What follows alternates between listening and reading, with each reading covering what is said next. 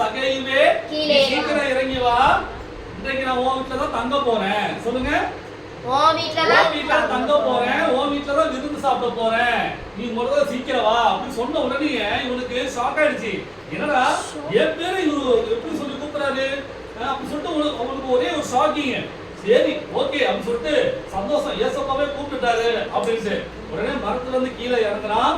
ஏசப்பா என்ன பண்றான், சந்தோஷமா யார் வீட்டுக்கு கூட்டிட்டு போறா, சகேயும் அவன் வீட்டுக்கு கூட்டிட்டு போயிட்டு இருக்காங்க. சரிங்களா? அப்போ கூட இருக்கிற ஜனங்கள் மக்கள் கூட்டம்லாம் என்ன சிந்திக்கிறாங்க தெரியுமா, போய் ஒரு பாவி வீட்டுல போய் ஏசப்பா தங்க போறாரு, போய் ஒரு கெட்டவன் வீட்டுக்கு ஏசப்பா போறாரு, என் வீட்டுக்கு கூட வரவே இல்லை அப்படின்னு சொல்லிட்டு கூட இருக்கிற ஜனங்கள் எல்லாம் என்ன பண்றாங்க, மனசுக்குள்ள விம்பி சொல்லிக்கிட்டே இருக்கிறாங்க, முறுமுறுத்துக்கிட்டே இருக்கிறாங்க. சரிங்களா?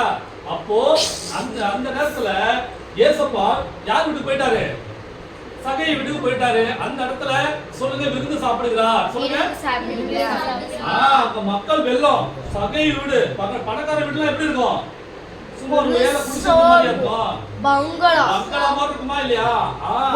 ஜனங்கள் எல்லாம் நிறைய பேர் இருக்காங்களா, ஏன்னா ஏசப்பா அங்க இருக்கிறாரு. அப்போ எல்லாரும் விருந்து சாப்பிட்டு இருக்காங்க. அப்போ சகை கிட்ட ஒரு மாற்றம் உண்டாகுது. என்ன மாற்றம் தெரியுமா, சகை சொல்றாரு, நான் ஏழைகளை ஏமாற்றி வாங்கினது எல்லாமே நான் என்ன எத்தனை மடங்கு நான் திருப்பி தரேன், சொல்லுங்க, 4 மடங்கு. என்ன காமிங்க,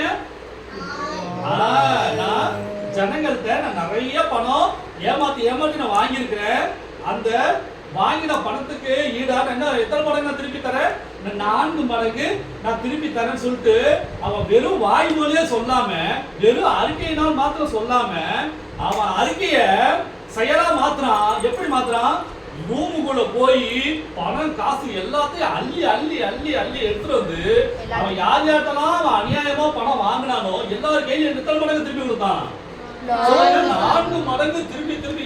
ஒருத்தவங்க 1000 ரூபாய் அநியாயமா வாங்கினான்னா அவங்களுக்கு எவ்வளவு கொடுத்தான், 4000 கொடுத்தான். ஒருத்தவங்க 5000 வாங்கியிருந்தான், அவங்களுக்கு எத்தனை கொடுத்தான், இப்படி 4 மடங்கு எல்லா ஜனங்கள்டையும் திருப்பி திருப்பி திருப்பி திருப்பி கொடுத்துட்டான். இப்போ இந்த மாற்றம் அவன் இயேசுவை சந்திக்காம இருந்திருந்தானா இந்த மாற்றம் அவனுக்கு வந்திருக்குமா, வந்திருக்காரு. பழையபடி அவன் எப்படிதான் இருந்திருப்பான், சொல்லுங்க, கெட்டவனா இருந்துட்டு இருப்பான், பாவத்திலே இருந்துட்டு இருப்பான், சாபத்திலே இருந்துட்டு இருப்பான். சரிங்களா? ஏசப்பா அவன் வீட்டுக்கு வந்ததுனால அந்த மாற்றம் அவனுக்குள்ள வந்துருச்சு. ஏன்னா ஏசப்பாவே அது எப்படிப்பட்டவரு, சொல்லுங்க, ஒழுக்கத்தின் ஆண்டவர், ஒழுங்கின் ஆண்டவர்.